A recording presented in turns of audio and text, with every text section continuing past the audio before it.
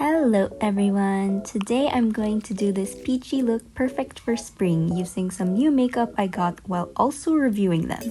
I got lots of stuff from base makeup to highlighters, so let's start. For the base, I tried this viral Tirtir cushion which I keep seeing around TikTok. I got the pink one, of course, because I like pink and it's supposed to have a matte finish and have good coverage. It has a unique oval shape with an oval puff, and you have to unseal it when you first use the cushion. This is my skin right now. It has so much red spots, so let's see if this can cover it up. With a damp puff, I tap some product, then I tap it on the lid to even it out. This is shade 17C Porcelain, by the way. I just pat this puff all over my face, and when I get to my nose area, I rub downwards so that it adheres better.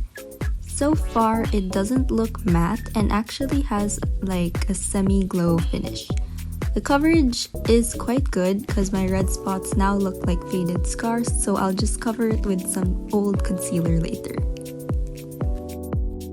Next, I tried this lavender Judydoll powder. When swatched, it gives a natural glow to my skin, and it's not clear but it has some shimmer to it. I'll use this giant brush and just apply it all over my face. Don't forget to tap out excess product so it won't look too cakey.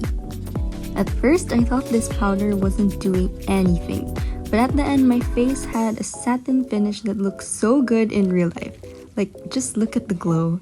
The shimmers gave my face that natural glowy look and it didn't look obvious at all, so this was a surprise. For contour, I'm trying this one from Wakemake. It has a gradient from lightest to darkest, and it's the most grayish K-beauty contour I ever tried. I started by tapping on some of the light gray shade on my nose, and then I do my usual no contour on the middle and the tip.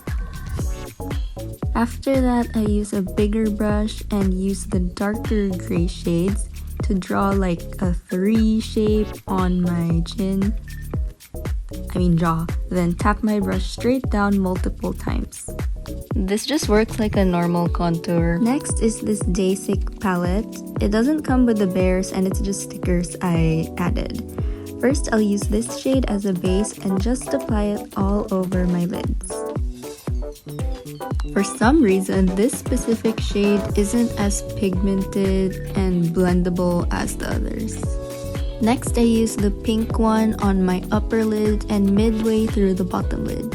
It's pretty pigmented and doesn't have so much fallout, plus it doesn't clump together, so it looks really smooth on my eyes.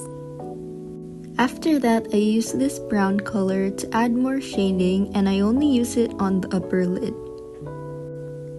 Finally, I use this dark brown shade to underline my lower lid going outwards. Then, I use the leftovers to draw an aegyosal. This is only part 1 of eyeshadow, by the way, so stay tuned. For eyeliner, I use this one from Canmake.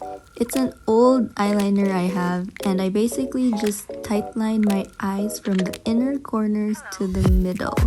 This takes so long for me to do, so I'll do the rest off camera. After doing my eyeliner, I just curl my lashes using this lash curler from Shiseido, whatever. After that, I use this Peripera mascara fixer, which I use in every video. It's lash based to make your curl last longer. Back to new makeup, I'm trying this Etude Curl Fix mascara. The packaging is pink and the wand is so skinny. When I used it, it really separated my lashes individually. So it gave me like those K-pop idol separated lash look. It doesn't have any volume though and looks really natural. So it's good if you want a natural lash look. I also use some of it on my lower lashes, just on the middle, to make my eyes look more dolly.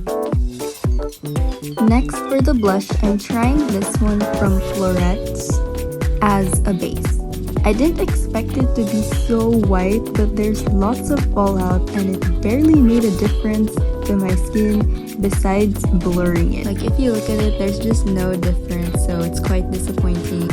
For my main blush color though, I'm gonna try this other blush from Flortte. It's so cute and comes with this heart puff and it's squishy. It applies really thinly though, like watercolor with some shimmers. So I dab some on my puff and apply it below my eyes, on my nose, and chin. I love it so much because it instantly brought life to my face, and the shimmers made me have a natural semi-glowy look. Next, these are the new products I tried for my lip makeup. Starting with the Amuse lip liners, I use the brown one first around my lip area to contour the outer corners of my lips, Cupid's bow, and below the lip to form like a shadow to show how plump my lips are. They feel quite creamy and blend well with my skin, so I really like that. I use the pink one after and line the same areas, but this time I use it on my lips, like actually there. Finally, I smudge it all so it blends in and looks more natural. My main lippy is this matte lipstick from Flortte, but they actually call it a matte lip gloss, which is weird. But it has a super moussey feel with a blurry matte finish, and using it feels so smooth and airy without being too drying. I hate matte lippies, but this and the For You tints are on top. Now going back to the eye makeup, I use the darkest brown again and make a fake eyeliner. Then I use a small brush for glitters to put on my aegyosal. By the way, the glitter looks really pretty, but the palette is so fragile because sometimes the glitter shades just pop out and it gets crushed so easily. It's definitely not a travel-friendly palette. For eyeliner, I'm using my favorite brown one from Heroine to just line the shadow I made earlier and connect it to my lashes. It's highlighter time, so I'm trying this super pretty one from Flower Nose. Look at the design, it's so cute, I don't want to break it. Anyways, I apply it on my cheeks, my nose tip, and inner corners. It's quite glittery and gives a dewy look to your makeup, as if your skin is a little wet. I also use the small brush again and apply the highlight to my eye makeup some more. If you look at the highlighter up close, the glitters aren't really close together, so I don't recommend using this if you want a natural highlighter look. And this is the finished look. It's very bright, very peach, very spring. But don't click off just yet because it's time for my final thoughts. Starting with the Tirtir cushion, it's supposed to have a matte finish, but I ended up with a semi-glow finish even without the powder. The packaging also makes it hard to pack even if it's so cute and pink. The foundation itself though adheres well and has good coverage, so overall it's good and pretty similar to the Clio cushion. Next is this matte lip gloss from Flortte. It has such a unique formula and feels like a mousse. It's really airy and blurs my lips without feeling dry.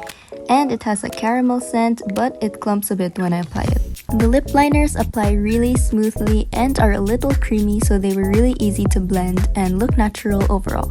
I wanted a cool brown color though because this one is quite warm toned. They all don't leave a stain and aren't smudge proof, but they all work well. The Etude mascara was great for a natural separated lash look, and my curls stayed up long after filming, so I get the hype. It doesn't give any volume though, so take note of that. Next is this Florette blush. First, this blush was disappointing because again, it did nothing besides blurring my cheeks a bit, but it's okay as a base. It's also really white, so it really won't do anything. This other blush though is perfect for me. It's not the most pigmented blush, but it blends on so naturally and has shimmers that give a natural sheen to your cheeks. The packaging is also super cute and I love how squishy it is. It's just so fun to play with. This Dasique palette, which I've had for a while and even decorated. It's pigmented for a K-beauty palette, with the glitters being especially pretty, but they can get crushed and fall off, so be warned. And for the Flower Nose highlighter, it's so perfect if you want a dewy look. But I find it to be quite glittery, so sometimes it shifts from non-existent to pearly depending on the lighting. The packaging is perfect as usual for Flower Nose, but I would seriously recommend this if you want dewy makeup. because it just doesn't look natural enough. This powder was pretty good and it shocked me. It's great to use if you want a satin finish with a natural glow because of the shimmers. Some people don't like that though, so it depends, but I like it. Finally, for the Wakemake contour, I think it's just okay. I don't see anything new about it, and it did what it was supposed to do. I will say it's really gray, so it's good for those with super cool tone skin. And that's the end of this video. Bye!